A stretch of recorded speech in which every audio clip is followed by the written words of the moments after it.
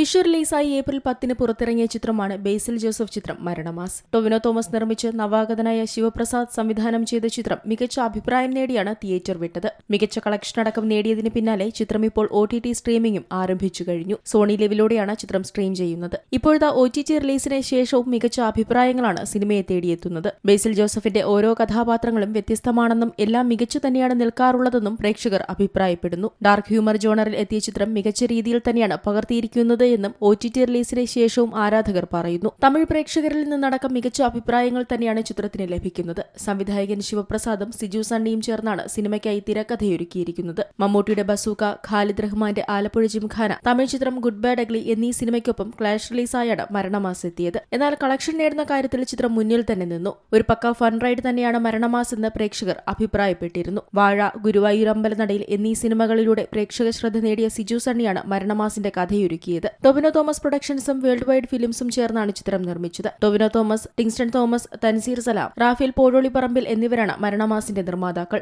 നീരജ് രവി ഛായാഗ്രഹണവും ചമൻ ചാക്കോ എഡിറ്റിംഗും നിർവഹിച്ച ചിത്രത്തിൽ സുരേഷ് കൃഷ്ണ, രാജേഷ് മാധവൻ, സിജു സണ്ണി, അനുഷ്മ അനിൽകുമാർ എന്നിവരാണ് മറ്റു കേന്ദ്ര കഥാപാത്രങ്ങളെ അവതരിപ്പിച്ചത്. Entertainment desk, Zee Malayalam news. ഏറ്റവും പുതിയ വാർത്തകളും വിശേഷങ്ങളും വിരൽ തുമ്പിലറിയാൻ സീ മലയാളം ന്യൂസ് എല്ലാ ഡിജിറ്റൽ പ്ലാറ്റ്ഫോമുകളിലും ലഭ്യം.